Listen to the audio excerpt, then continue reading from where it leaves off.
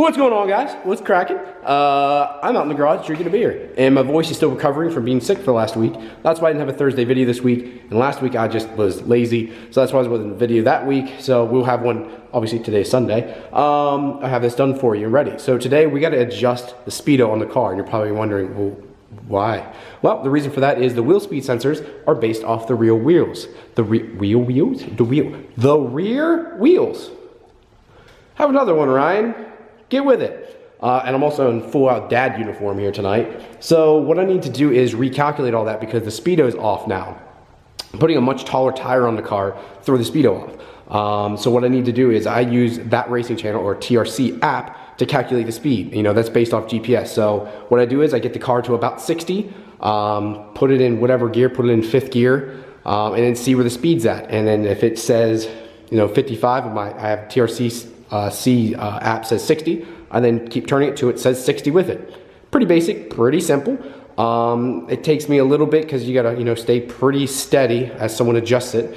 So yeah, I gotta take it out the center console to do it because I hid it under there because I didn't want it to be seen. So I gotta take out the entire center console to adjust that, drive it without one, and then come back and then put it back in. Not really that hard, but just kind of an annoyance. I did just have this on and running too because it's been a minute. The idle's a little wonky. I might have to talk to John Kerr.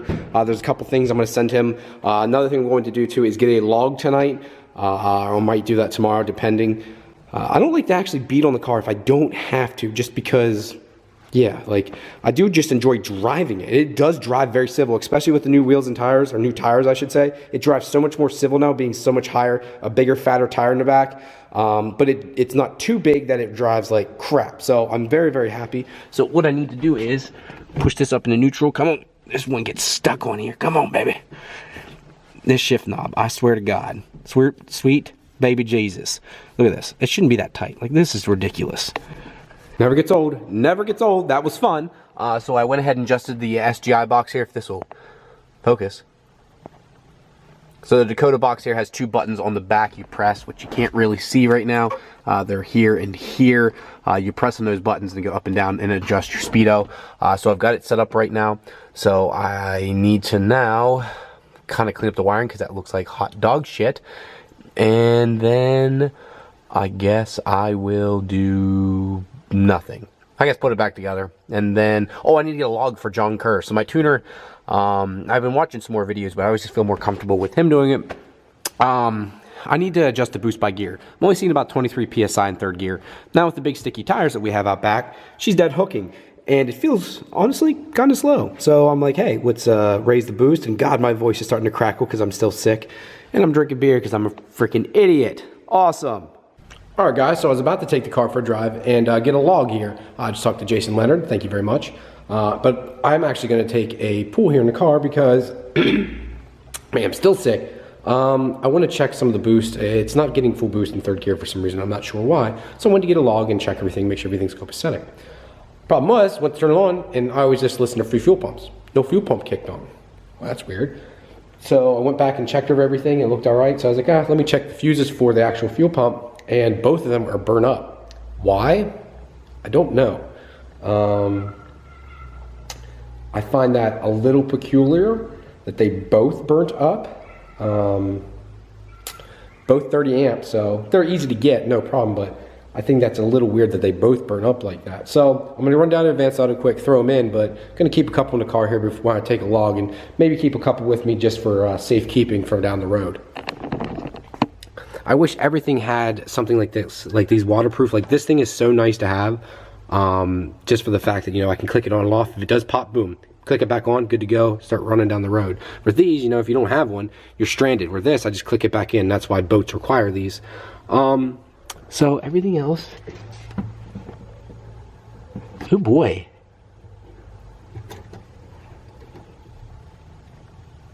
This wire looked like it got a little warm too.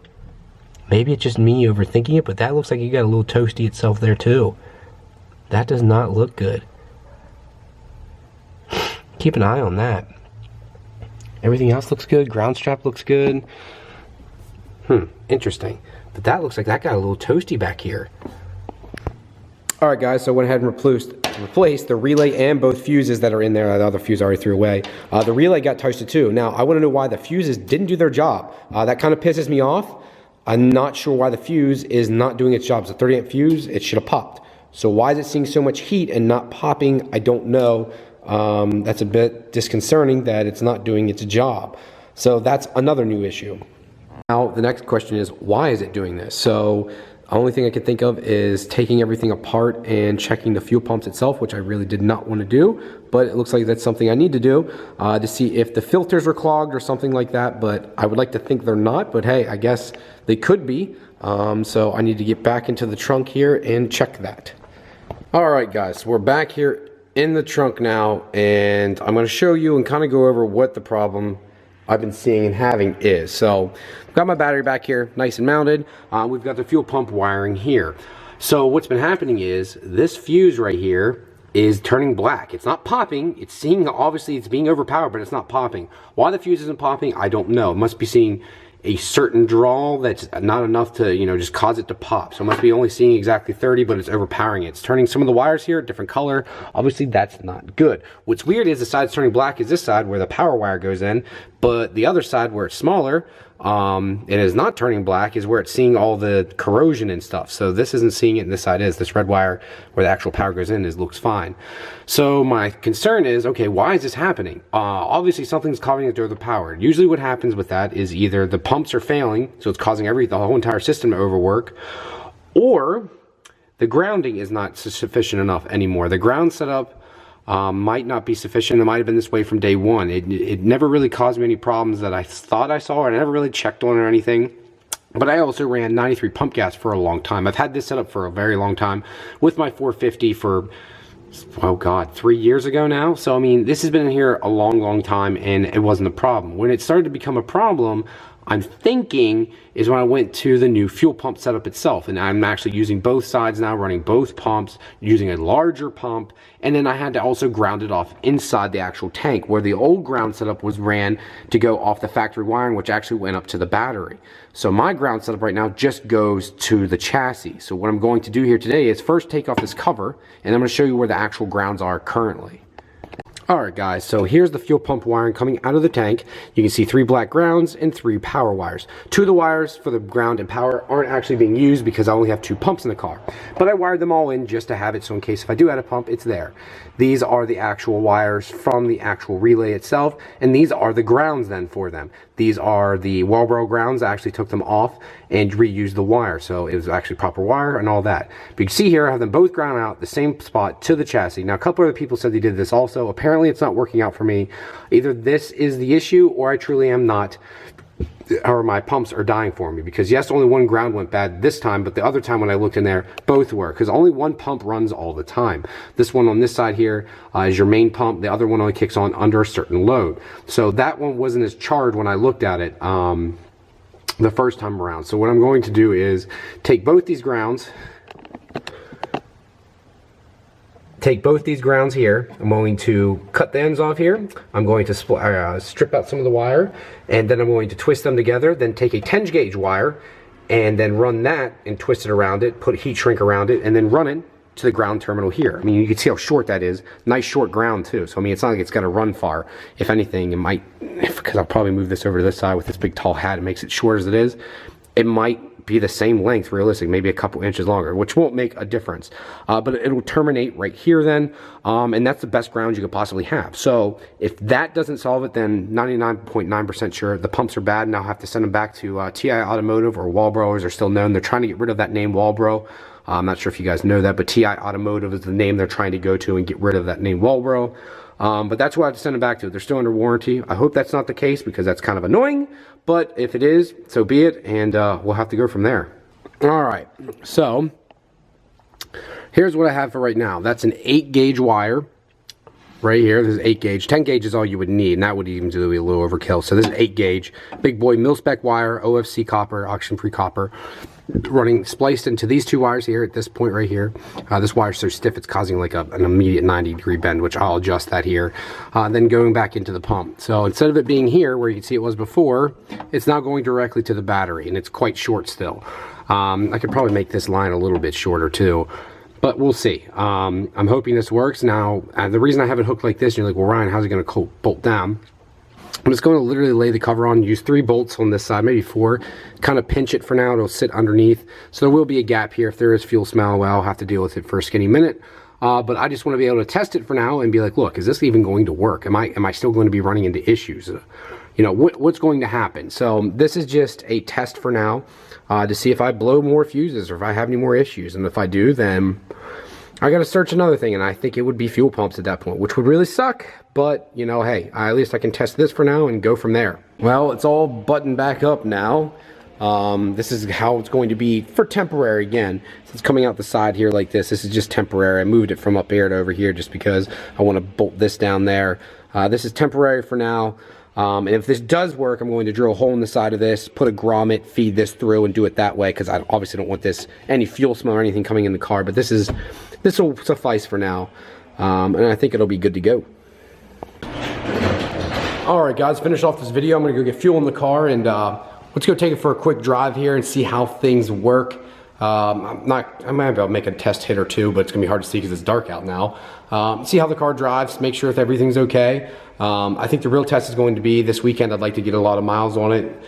Just constant amperage is what it needs, and I need to know that, hey, it's not gonna burn up that 30 amp fuse anymore. And if it doesn't, great. If it does, can I take the fuel pumps out? That's the last thing I can really think of that's causing me problems. So let's hope for the best, boys and girls. All right, let's see if this hog starts up on the first try. Come on, hog. And no clutch needed anymore. Gotta keep reminding myself. Good job. Good girl. That's 85 in her choke. That's 66% 85 in the car right now, I think. What's that? Sorry, I have to go to this weird angle to see. That sound is my damn exhaust. It's another thing I want to fix before cruise week. 66% there in the bottom, the little blue piece there, which you won't focus on. It's about 66 right now, so I'm either going to stop at Sheets or Rudders or Turkey Hill. They all have 85 now, which is kind of friggin' nice. Guys, so I'm about to get 85 right now. I need to put my old credit card here. I need to put E in this thing. Thank God E85 is cheap too, so that's a nice pleasure at least. I'm also one of those people that leaves their car run. Listen to that. I always leave my car run when I'm doing stuff, but I don't want to show you this part.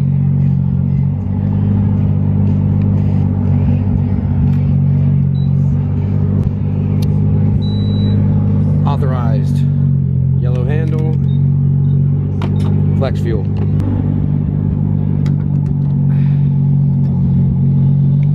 Another dumb fun fact, Supra fuel tanks are massive in these things. Like the fuel tank in this thing's like 18 or 17 gallons. It's huge for a little sports car, but it's great to have for stuff like this. And it's made of plastic, so we don't have to worry about corrosion and all that stuff that other people do, because it doesn't care about E85, it doesn't care about alcohol. So it's always been a really nice convenience factor with the Supra. You don't have to dick with a lot of stuff that other people have to. But we're also at Sheets, which is the best convenience store. I think there's another place down in Texas that actually is probably better than this. I can't think of the name of it. They're absolutely massive. But like up north, we started that trend. It's a Pennsylvania thing, so there's Sheets and Wawa. Sheets is better than Wawa, and if you disagree, you're hot trash. That's just the end all be all. That's just all there is.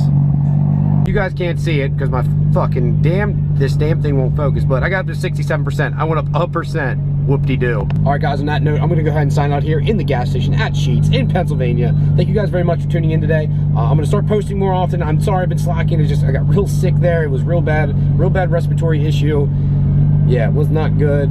Was not myself, and I've never been that sick in my entire life, and that really does suck. So I do feel bad for people that get viruses and get true infections in their body. That shit's no joke. So yeah, back to my regular schedule, and I hope you liked this. Give it a big like if you did. Thank you very much, and I'll talk to you later. Peace, guys.